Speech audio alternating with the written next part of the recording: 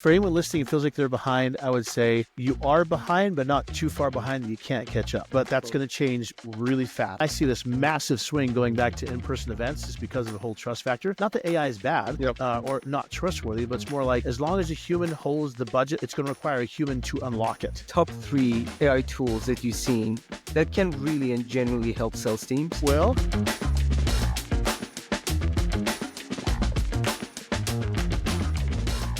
guys, Michael Ocean here, founder and CEO of SellMeThisPen. Super stoked I got John Kvarfordt on the call, or better known as Coach K. Guys, we are laughing. Let's just keep it unfiltered because before we hit record, I told John, it's like, you are the guy who got me into this trouble, with podcast. I got you in, man. He said, I know. Poor soul, you're stuck now.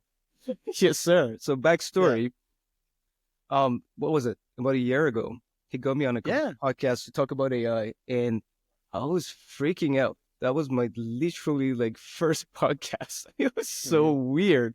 Then I said, hey, John, can we do one more?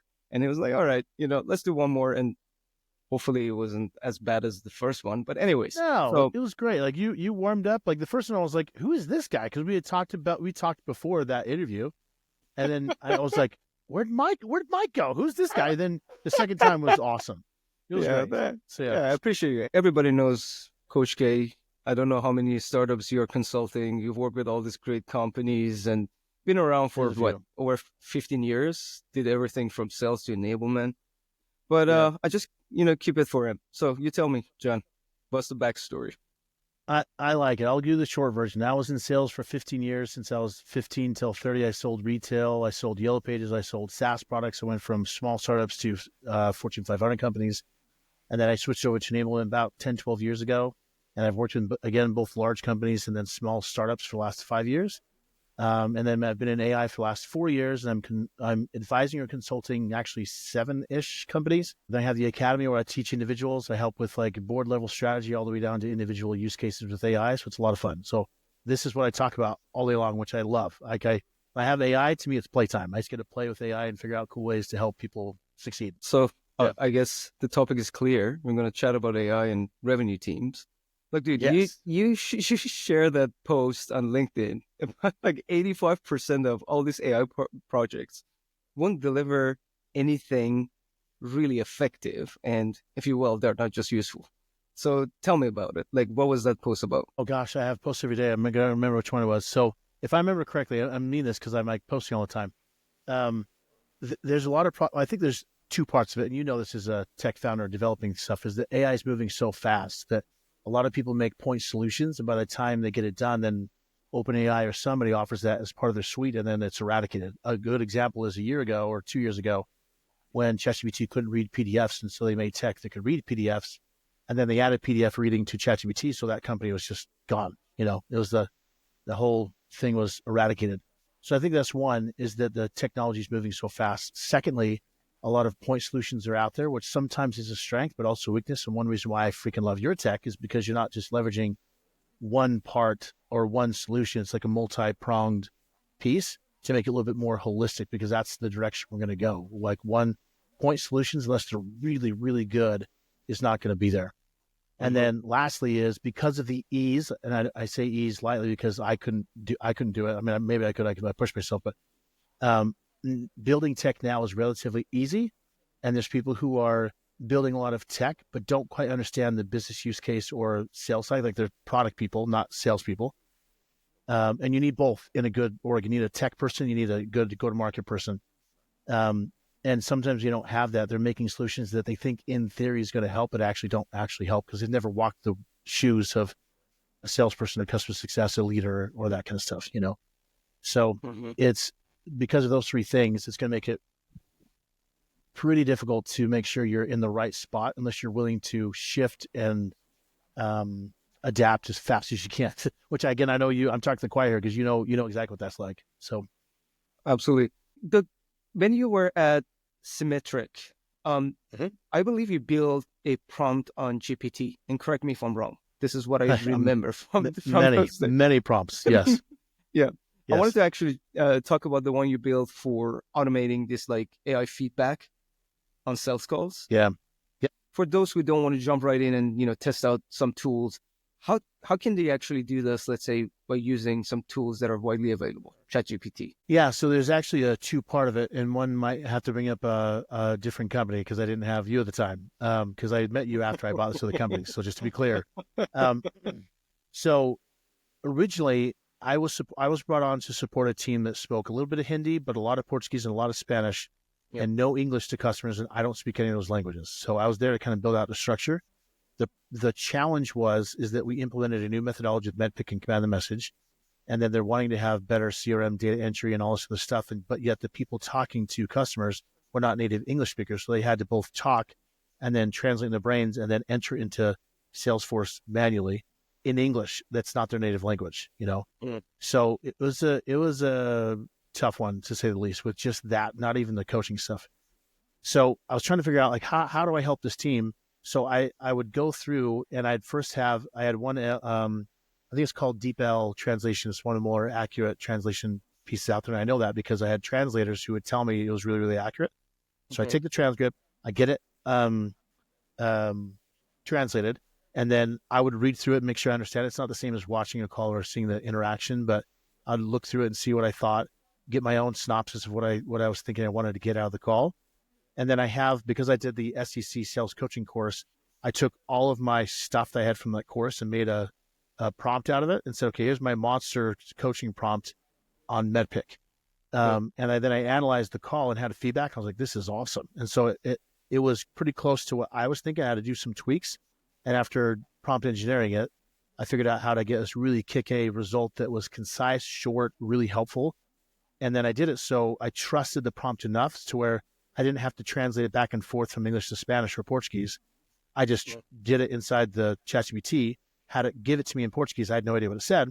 I just slack it over to the team member saying, hey, here's some feedback on the last call you had. It's very nice and pointed out to them what they needed to do in their language. And they loved it. Like, I had people coming to me saying, hey, can you give me a review of this call? I didn't tell them I was using AI. I wasn't shy about it. But I was just saying, let me do a review of the call, and they just send it back over. And if anyone ever asked me, like, how are you doing this so fast? I'm like, I'm using AI, you know. But I knew I trusted the prompt enough because I had tweaked it and tested it, and I know the coaching stuff enough to know the output was getting quality. And then I used, at the same time, we had implemented Momentum, and it was an automation tool specifically, not like exactly what yours does, but and I had them automate this function for me so that now that feedback was going back to everybody every day, every call. So they're getting the feedback they wanted in their language, which is just awesome. So that's the kind of thing that you ask, do I have to use AI? No, I've enabled people for 10 years with no AI. It's really freaking hard. And it's a lot of time for me to have to review every single call manually because it's just, I don't have that time, you know, especially even with just 10 to 15 reps. I had 30 there, but with 10 to 15 reps, I just didn't have time to watch everyone's calls. They have 2 or 3 calls a day. It's 30 calls a week. I don't have time for that, you know? Mm-hmm. So you play around with all AI tools. I think you know my competitors better than I do. Seriously. But like many enablers don't have that ability to build these prompts, right? Like there are a lot of templates out there. You do your GTM economy, like you share a lot of good stuff that people can steal from. But if someone wants to play around with this prompt engineering or anything as such, where should they get started? Yeah, so I just released a prompting guide and mini course. It's for free on the Academy. So if anyone needs help with it, it's a doc that will take them through the whole, like the basic fundamentals of prompting. So it's just a free resource that anyone can access. There's a lot of free courses online from Google and Amazon and Apple and all sorts of places that gives relatively good content. But I think I always put tools in 2 different categories. There's the ones that are promptable, like ChatGPT. It's not always scalable because it depends on me to do it. And then not everyone has access to my instance. And there's a lot of, it's meant for individual user use case. Tools like yours, where you can have like a backend thing already trained on it, makes it so it's scalable to keep up with the team. So it kind of depends on what you want to accomplish. Because I'm assuming with yours, I've played around with yours from a user point of view, but not from an enablement point of view because I haven't used it with the team. But I don't know if can you put in custom crazy monster prompts into yours and have custom results? I know you can do it with methodology. I know you have your content. So there's things you can do inside your platform, but you have to tell me, can I custom prompt in SellMeThisPen? You can. So for especially like enterprise, what we do is because, you need some human touch. Like it's not that, hey, you dump some data and sometimes I get, some clients on the call. Look, I have 250 pages of sales playbook and I have my sales methodology, 4 of them. And then we're trying to figure, it's like, right. Sorry, man. You it's still a little need crazy. to, map things out. Like we don't do this like out of a box, to be honest. Like we implemented these like little boxes that you see on the UI side of things. So you can add about your buyer persona, about problems you're solving. But for enterprise clients, especially when, the sales is more complex, if you will, like you're selling enterprise, you have tons of material, multiple products. So these are something that we still, manually, map it in, regardless of like what model we're using, or we use our own, stuff. So it is possible. But I wanted to actually ask a question regarding this, because so many people have this thought, okay, right now we have AI. We can dump things, inside this prompts and models and everything. And we get everything out of it right away. We got to spoil it a little bit. So how should we bring this mindset shift, if you will, so people can understand, especially like our audience, the revenue leaders, that yes, AI can do so many things, but we still need to have this human touch. And you cannot expect with just adding a document, like even if you try ChatGPT or any of these large language models, regardless of which one you choose, you still need to prompt it properly to get the right answer. Otherwise, you get a bunch of crap coming out of it. How should we educate these leaders just to look at it a little bit differently? It's a good question. Yeah, I had this post kind of going along with this where there's like this emotional relationship you have with ChatGPT specifically, and how people are like, it goes through these waves, right? So the first one's like, this is awesome. And you're like, oh, that's not very good. They go, oh, this is cool. Like, because you start to understand just the fact you can ask it to make a Snoop Dogg poem about cats in space is just like mind blowing, But then you think, okay, but what can I actually do with this? And you start to realize its limits, which is good, because once you understand the boundaries, you go, okay, I can really fine tune this to this use case in this instance, And then as more you use it, then you become more confident because you know that it's going to have those results, The other side of it is that there's, and this is partly a vendor issue, I'd probably say. There's a lot of people who say really cool things. I'll give you an example. I'm not going to name names, but there's a technology out there that builds decks with AI.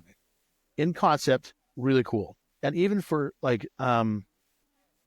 individual people, it's really cool concept. However, someone who used to run a product marketing team, I can't design a branded look, professional level deck with that design. It can be my same colors and font. That's not a brand, So there's weaknesses. And so when you get into it saying, ooh, cool, I can have this new deck made for me in seconds. There's all the visual components that aren't there. There's the branding that's not there. There's all these things that happen that you're like, it's not that good. It's good, but it's not what I'm wanting, And then we're going to get to the point where that specific use case, it'll be just like a human can do. We're just not there yet. And I think that same thing happens within ChatGPT or other tech. It doesn't matter what it is. They're thinking like it's this amazing and magic thing. They get into it going, oh, that's not exactly what I was expecting, Makes sense. Look, let me ask you a follow-up question. I don't know, how many startups have you reviewed so far? Like, reviewed? Like you basically brought people on it. Yeah, from the podcast. So in the Academy demo library, there's 55 tools demos in there. And then I'm on episode number, I've recorded 55, not as crazy as you in a month. I've recorded 55 in 6 months. So I can't imagine 2 weeks or whatever it was you were doing. But there's 55 episodes, and some of them are on the library, some aren't. And then another 150 demos, at least in the last 6 months. So I've seen a crap ton. That's crazy. Thing is, that's like only 10% of what's out there. Like that's the crazy thing is that I've seen a lot, but there's so much. Like every day I hear about new tech. I'm like, I've never heard of this before. It's been around for a year, So let's talk about use cases. Crazy. Yeah. Let's talk about use cases. Like, don't need to, throw any names or anything, but put us in a great category anyways. So let's talk about like top 3 AI tools that you've seen that can really and genuinely help sales teams. Well, and by the way, people, I'm not paid for this podcast, so I'm going to be very honest in my response. Okay, here we go. Automation is one, just because I think for too long we've relied on humans being responsible for entering data into CRMs, and I think that's a bad use of their time. Now it's this balance, right? Because you need to have an environment where a salesperson is required to think critically about a deal, depending on how advanced it is. But at the same time, you don't want to have them think so critically that they spend 5 hours thinking critically and making notes in CRM. That's a waste of their time. So it's this balance between automating some of the content through the CRM to make sure they have what they need, but also making sure they're thinking strategically about a deal and approaching it the right way. Otherwise, they become too lazy because everything's automated and the deal loses because they just think everything's taken care of for them. So it's not always enabling good behavior. So it's this balance between, again, enablement of what behavior am I wanting, what content am I wanting, what data am I wanting, and how do I make sure that both those come together in the right place. So automation, I think, is a huge key. And that applies to your tech, applies to a lot of different technologies, but automation, I think, is one thing everyone should look at on some level, from the customer conversation to your CRM, and take that weight off of your salespeople. So they don't have to worry about forecasting, because what happens is managers, I was a manager before, I had to chase down people around getting this stuff in the CRM. It was horrible because it ruined the relationship of me being annoying, saying, could you please go update your Salesforce? And then you have forecasting's bad. It makes so if anyone's doing fundraising or if you're a public company, like all of it is just screws up because of forecasting being off. So there's a lot of consequences long term that automation by itself solves all of it. I would just say it sounds easy, but you want to make sure you have things like SOC 2 compliance, and you have data security, and you have integration with your CRM that actually works, and that the AI prompts are getting the right content in. And there's all these things. And so most technology that does some sort of automation do offer trials. I would say absolutely trial 2 or 3 of them and see which one you like the best, and go with which one you think is the strongest, So that's one category. Second category would be, I really like the idea of role play with simulations. In all honesty, I don't know, how do I say this without offending you or anybody else? You're advising quite a few. I know. I'm advising quite a few.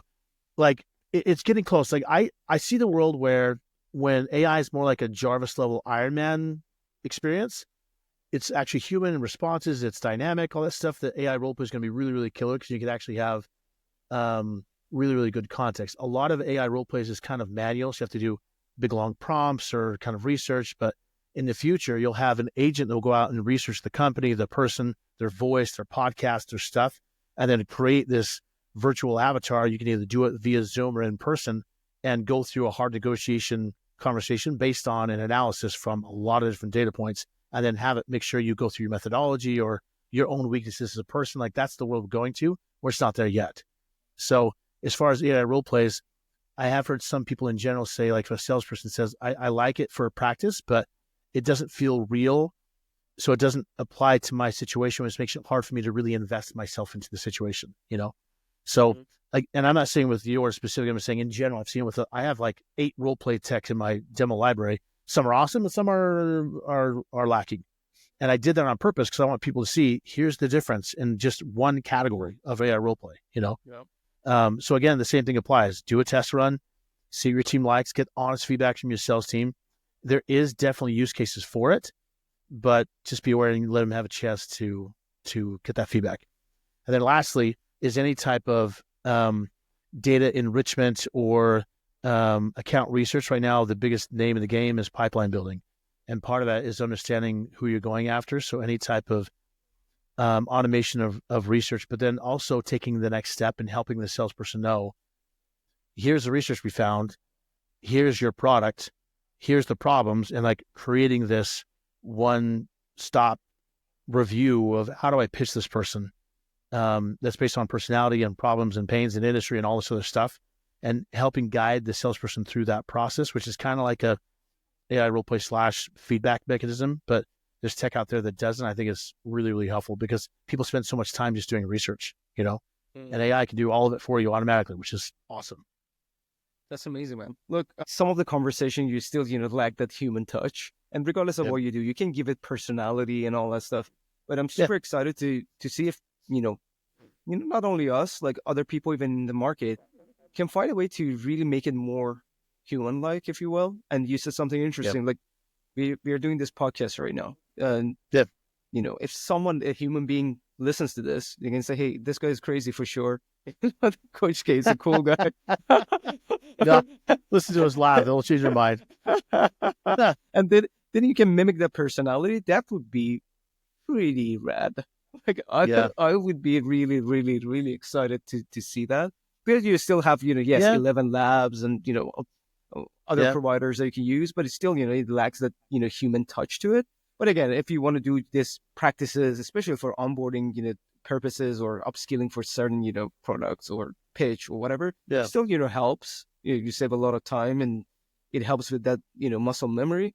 To your Yeah. point, for That's the side I reps. think it's awesome because, like, from an onboarding perspective, even when I consult people randomly, like a salesperson or whatever might happen, or like the last company I was at, um, just the fact of onboarding alone, and if all you had was an AI role play, which was mediocre, it's way better than not having anything, because you have the ability to let your first words of messing up be in a safe space instead of being in front of a customer. Like, I've never done this before. Like, you want to bring that confidence. I think there is so powerful to have that. It's more the advanced kind of strategic level stuff that you got to like. Yeah. It's a little bit different. Not that it wouldn't work, but it is a little bit different than someone being brand new to a pitch and just needing to practice saying the words out of their mouths. So 100% yeah, agree. 100% agree. Like, I had a podcast with a good friend of mine, Ben Stokes, and he was talking about like how not to manage your L4s or your enterprise, reps, like the junior ones that you just hired.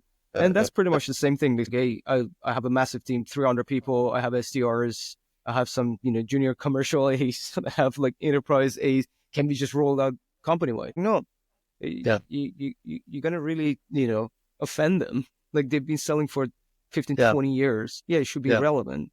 If they're doing the practice, it should be really high level. It should just like adjustments, tiny adjustments. You're not looking to teach them soft skills or, how to pitch, obviously. So. right. Yeah, there's I think, as far as a competitive role play of yours, that I don't know if I can say the name or not, but there's one that I know I've consulted that they've done a really good job of making it so advanced salespeople with really technical sales have a really good experience. So it can be done. The biggest holdback is like just the human touch dynamics, because even with the advanced voice mode that's now available through the API of OpenAI, it's really good. Like, it shows emotion, also this kind of stuff, but it's still a robot. We're not quite to the level of human level interaction. I think we're going to get there really, really fast. But it's not quite there. So, it's an AI. So like your brain just like doesn't quite do the same thing as like a human, where I'm under pressure and I have to do that thing. But point is, though, is that it can be done where you have really technical, hard, advanced conversations. And me, as if I think my sales rep hat for a second, I wanted to have something to push me to become the best I could be. But at the time, 12 years ago, the only person who could do that was the top reps who could critique me or my manager. That was it. That was the only place who could do it. And then it was like one time a month. So if you consider the alternatives of saying, I can practice one time with everyone and get ripped apart, which is good, or I can actually practice my pitch with an AI. And even if it's like, let's say the human's at 100% and AI is at 70, I can still get up to a better level than I could have without anything, So regardless where you're at, it's still something to apply just to get your brain ready to go as far as how you're working it, Oh yeah, 100%. Having that human touch, like having conversation that we are having right now. Hopefully we are not, AI bots. it's I don't think like I'd laugh really, as much as AI bots. just making it relevant to their current pipe. So right now you can easily do that for SDRs. Okay, you got a bunch of, prospects names, you go on LinkedIn, you take their stuff and let's practice, our pitch or opener, etc., etc. One of the things that we've been testing is that you're on a call with someone. It's a very complex technical conversation. Whatever, yeah. And you can build role play around that and mimic that real scenario that you already, been to. So you build those scenarios based on these real conversations right after those calls. So this is something that we've been testing, and I'm super excited about this because it has context. And it's just right after you finish that call, that could actually help. And I see that some even more tenor reps, they show less resistance because they're like, okay, I just had this conversation. I even know where I screwed it up, and just repeating, the same, scenario could definitely help. I love it. Like anything like it, like talking from a prompting point of view, what an AI needs in any prompt is context. So the better you can have a transcript and have, I know it's only words, and you and I both know that communication, 10% is words and 20% is vocal tones, and the other 80% or 90, whatever the numbers are, I can't do math, is body language. So like there's a lot more going on behind the scenes, but even with the transcript alone, I'm still surprised how good an AI can do with assessing personality and getting a flow and understanding how someone is just by the words. Like it's crazy. I did a friend of mine had a call, and she asked me to, she's an AI person. So she's like, hey, do your AI thing and tell me what my personality is to see what it comes up with. So I ran like a color code assessment. I ran a disc profile on her, and I had 3 or 4 calls of hers, and I sent it to her, and she's like, this is exactly right.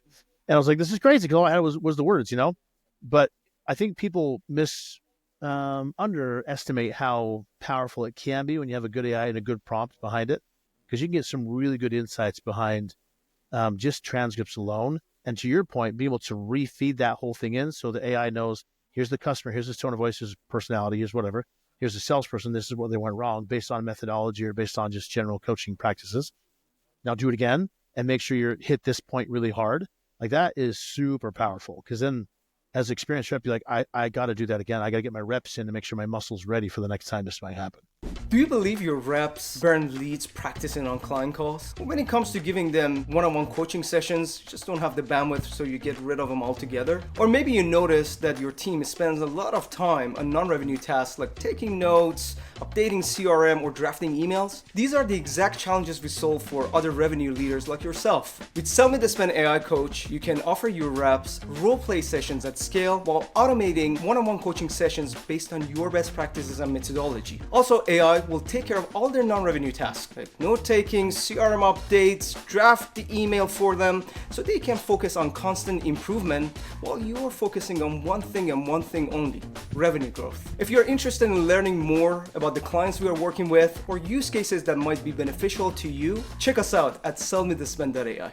Look, you said something interesting about body language. Yeah. So one of the things that could be really powerful is to actually have, video. We've been testing actually with this company. It's just the beginning of it, obviously, but just imagine like you're running this role plays, and if again, the emotion is still a little bit, clunky, not only their platform, everything, like even what we do is not 100% perfect, obviously.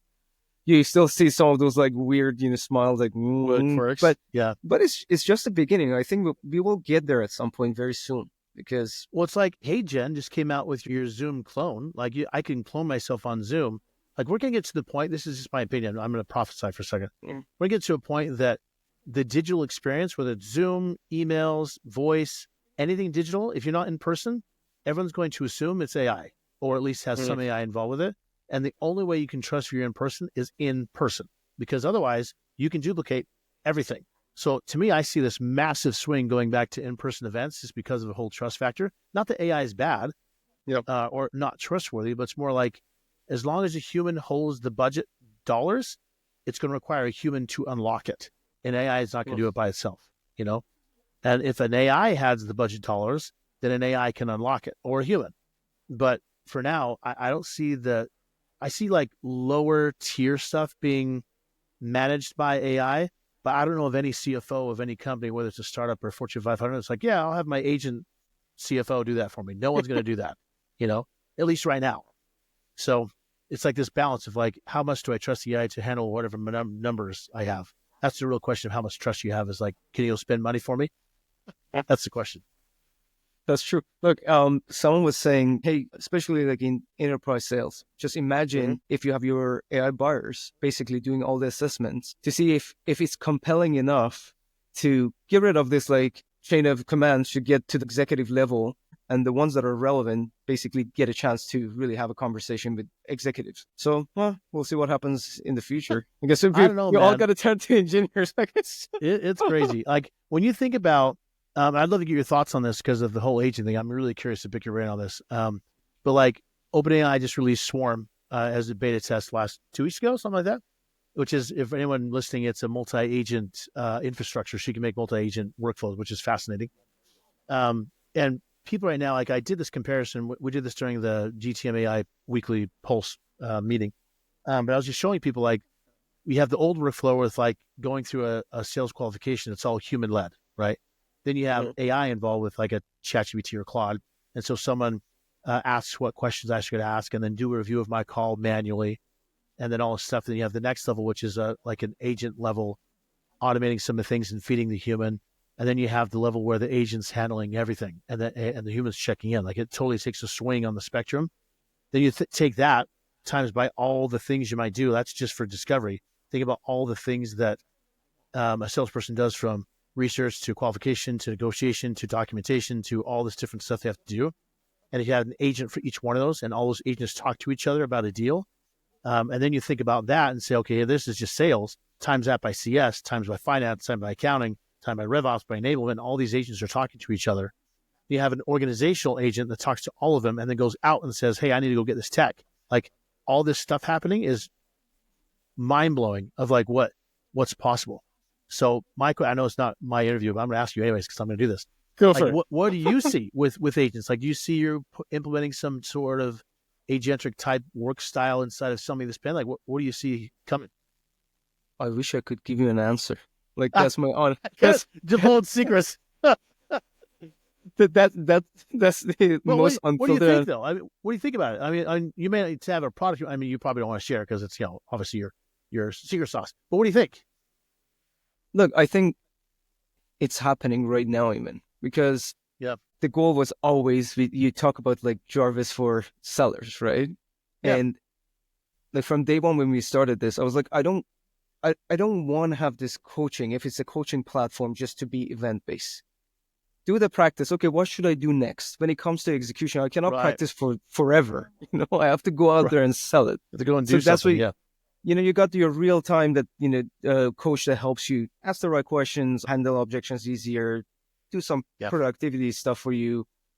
And what's missing is like that connectivity, right? If it's embedded to the work that you on a day-to-day basis, whether you talk about like deal management or taking your notes, updating your CRMs and all that stuff, it is possible to automate so many part of it. How to make sure that these bots actually communicate with each other? $1 billion question. We're trying to figure these things out too. But I think this will happen. This is just a prediction. Maybe, I'm crazy. And your turn for prophesy. Give it to me. Yeah. No, I think we honestly, like most salespeople, if you're not talking about like large enterprise deals and when relationships and politics and all this stuff gets involved, we're talking about like not necessarily transactional, but things that could be automated. I think it will be automated, and salespeople not necessarily being replaced, but we're going to switch jobs. Like I always use this and people get mad. I'm like, this is not Salesforce days. I'm just like, no, it is, because look, when Salesforce came in, so many people were like, oh my God, I just know how to use, spreadsheets. Right now I have to learn about the tool. But so many people turn to Salesforce consultants and charge the same companies 10x more and still in need, and people are doing it. So I think we just switch gears a little bit instead of being just a legacy sellers walking through the same process of like, let's build top of a funnel, let's do everything manually, and some part of it will be automated. You learn how to use your agents to do your job better, and I think that's a good thing, to be honest. There's so much annoyance to doing some of this manual work. No, I'm with you. I think it also goes in line with like talking outside the sales team and talk about more of the buyer's experience. Like when you think about where we've come from, where because of SaaS, we introduced the formal sales process, which is discovery, demo, POC, proposal, negotiation, close. Like that's a classic example of the sales process.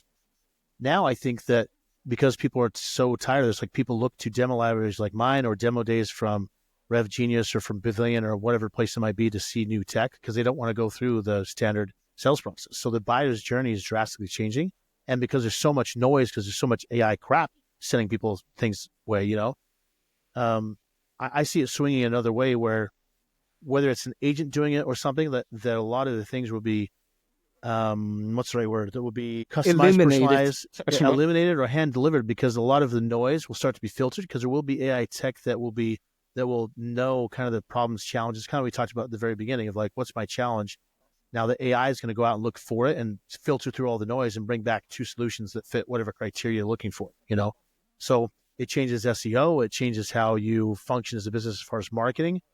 There's a lot of things that's going to shift. What that's going to look like, I don't know, but that's from a buyer's perspective. That's what I look forward to, is like saying, I need a tech that does this, and it just goes out and finds me whatever tool it is that can help me with that thing. And then after I've done some research, or the AI bot gives me whatever information I need, then for me to release budget dollars, then I talk to a human to make sure it's good. If it's not like insanely expensive, or I should say, if it's not too cheap, because some things you're like, OpenAI did their demo where they had an AI go buy strawberries, so like things like that. Right. $20, I'll have an agent buy me strawberries. But buying a 6-figure deal or a 7-figure deal for SaaS, like, do you trust an AI to do that?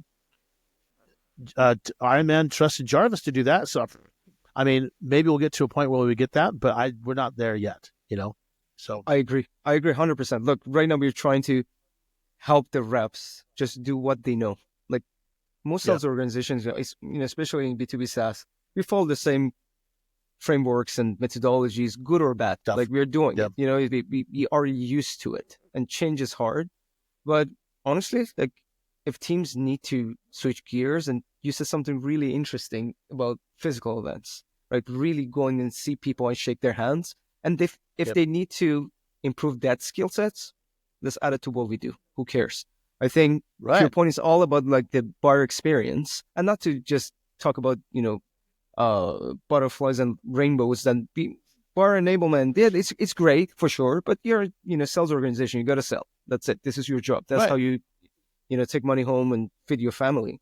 If you need to switch gears, and the best channel is physical events, learn how to network, learn to have a simple conversation with people, and don't annoy people. So let's teach that. Then you have some sort of virtual reality hologram SellMeThisPen bot that will go you in person, actually like pretend like you're at a conference, like, okay, let's role play how to freaking sell at a conference. Like that's a skill that I used to go to conferences all the time. I went to the Austin Pavilion event, and I was like, oh my gosh, I remember all my training. It's been 10 years since I've been to, I shouldn't be 10 years. It has been 10 years since I've been to a conference as a salesperson. I was putting my brain together. I wasn't a salesperson, but I was still there talking to people and doing stuff. I had to dust off my muscles because it's been a long time, Of course. And if that's the way it goes, is in person, all these Gen Z and the people who've been in their homes doing remote stuff are going to be ill-equipped to be able to do anything in person, because they're used to texting, let alone having a Zoom conversation, So kind of crazy. Yeah.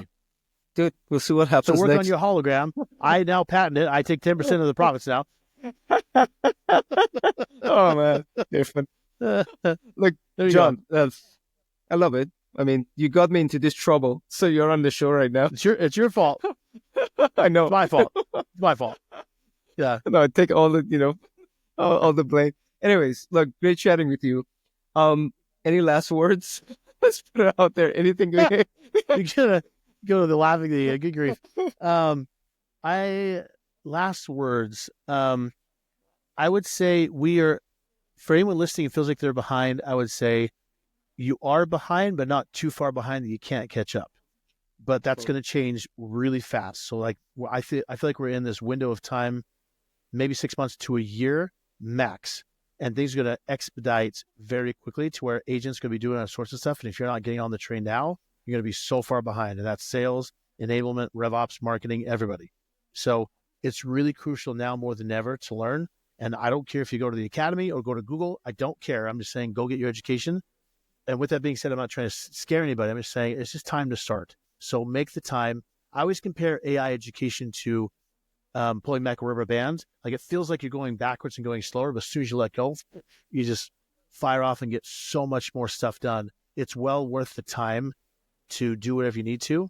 And like I said before, I focus on what's the most important thing you need to accomplish in your role and start there, one thing at a time. Don't overwhelm yourself with boiling the ocean of your role, saying, how can I automate my entire role? Don't do that. Yeah. Just think about, how can I use ChatGPT for this part of my job? Or go to, there's a tool aggregator called there's an AI for that.com, and just go search making decks or account research, or just go try some tools out and see what's possible, and then critique yourself and see if it's something that you like or don't like, or go to the Academy demo tools library and go look at all the stuff, including SellMeThisPen, and just go check stuff out and test it and see what's going on, So it's just being willing to be open to something new, doing one thing at a time. That's the most important thing.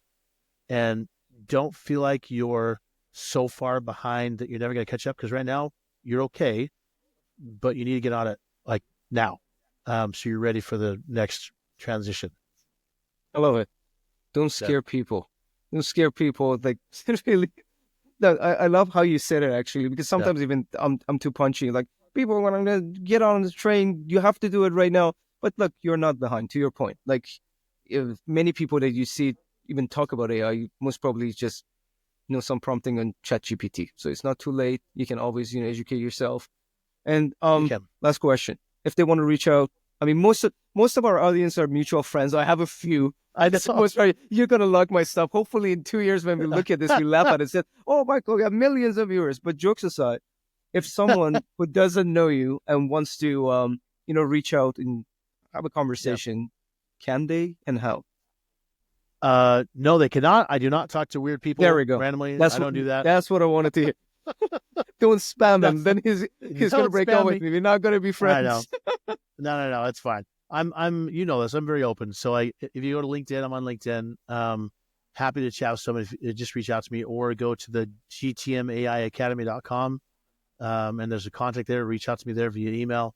If you're in enablement, I'm in every channel you could ever think of in enablement. But I don't know how you do it anyways. You got to share your secrets. I would, but it's private information, Michael. Just kidding. But I'm open to help anybody that I can. Like I try to be as accessible as possible to help however I can. So more than happy to. You'll probably have my LinkedIn link there, so you can just reach out to me there, and I can help. Yes, sir. All right, dude, it was fun. I literally, got my energy back. Good. Me too, man. All right, brother. You're someone who I always genuinely love connecting with and talking to. So thank you. I appreciate you. The feeling is mutual. Just being very formal and. That's anyways. All right, man. I enjoyed it. Thank you. It's good. Me too, dude. Talk soon. Cheers. See you, bud.